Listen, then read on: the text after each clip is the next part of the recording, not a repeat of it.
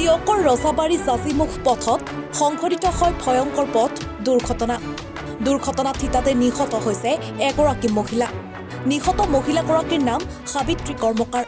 মদৈজানৰ পৰা জাজিমুখে দিশে গৈ থকা AS03CC 5369 নম্বৰৰ ডাম্পাৰে বিপৰীত দিশৰ পৰা অহা AS03 AB 5139 নম্বৰৰ স্কুটিৰ সৈতে সংঘৰ্ষৰ ফলতে এই দুৰ্ঘটনা সংঘটিত হৈছে বুলি মন্তব্য কৰিছে প্ৰত্যক্ষদৰ্শীয়ে।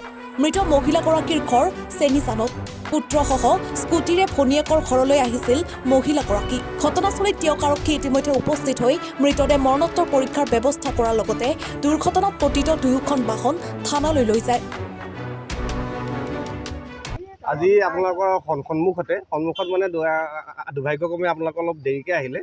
আমাৰ সন্মুখতে এগৰাকী মহিলাৰ স্পট ডেথ। আজি দুখিতভাৱে আমি ক'বলৈ দুখ লাগিছে যে এইটো ৰাস্তা এটা গাঁৱলীয়া ৰাস্তা হ'ব পাৰে PWD আণ্ডাৰত, কিন্তু এটা সীমিত ঠেক জেগাৰে যোৱা এটা ৰাস্তা।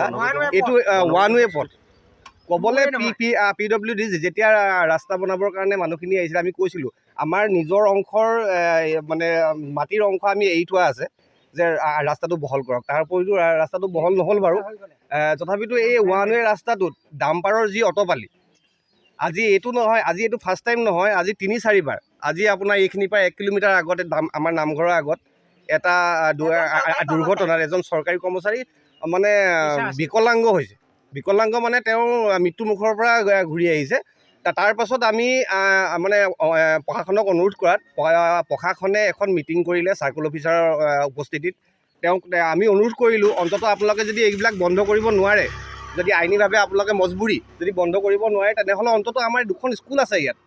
এই 2খন স্কুলত মুদৈজান মুছলিম গাঁৱৰ পৰা আদি কৰি মুদৈজান ভৰুৱা গাঁৱৰ সকলো শিক্ষাৰ্থী ইয়াতে শিক্ষা গ্ৰহণ কৰে।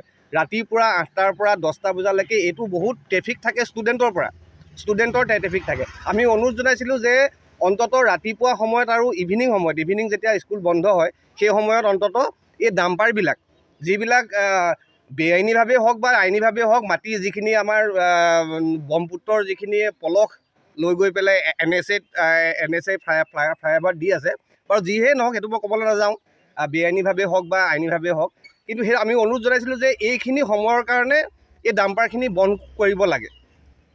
সেইটো মিটিঙো হ'ল, মিটিং অনুষ্ঠিত হ'ল, মানে হেৰি কৰা হ'ল, মিটিঙত ডিচিশ্যন লোৱা হ'ল যে এই সময়ত বন্ধ থাকিব। কিন্তু আপুনি হেৰিয়াত যাব না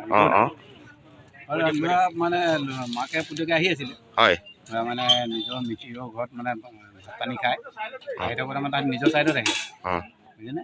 নিজৰ ছাইডতে আছে, ডাম্পাৰে আহি পেলাই ৰং ছাইডতে সোমাই দিলে। ডাম্পাৰৰ ডকটো কিন্তু সম্পূৰ্ণ ডাম্পাৰ। এতিয়া আমাৰ কথাটো হৈছে ডাম্পাৰৰ মালিকে এতিয়া দায়িত্ব ল'ব লাগে। মানুহগৰাকী ঘৰ ক'ত আছিলে? মানুহগৰাকী ঘৰ চেনিয়ান। কি নাম আছিলে গম পাই নি? সাবিত্ৰী কৰ্মকাৰ। ফুৰিবলৈ আহিছিলে ইয়াত? ফুৰিবলৈ আহিছিলে বায়েকৰ ঘৰত। দুটাকৈ মানে ছুটিয়াই লৈ গৈছিলোঁ। সিহঁতি নিজৰ ছাইডতে গৈ আছে, কিন্তু ডাম্পাৰখনে আহি পেলাই মানে ৰং কৰি পেলাই মাৰিছে। এতিয়া মুঠতে আমাৰ দাবীটো হৈছে যে ডাম্পাৰৰ মালিকে পাছৰ দায়িত্বখিনি ল'ব লাগে। সেইটো চৰকাৰ দৃষ্টিগোচৰ কৰা হৈছে কথাটো। সেইটো যাতে আৰু কোনো ক্ষতি নহয়, কাৰণ আগত কেইবাটাও ঘটনা হৈছে আৰু ৰাইজটো উত্তেজিত হৈ আছে। মই সেইকাৰণে অচি চাপক অনুৰোধ কৰিছোঁ যে আপুনি মানে সেইখন সোনকালে লৈ যাব, নহ'লে ৰাইজৰ কথাটো ধৰিব নোৱাৰি। আগতো কৰিছে। টিয়কৰ পৰা উৎপল জ্যোতি খাউণ্ডৰ ৰিপৰ্ট, NE24।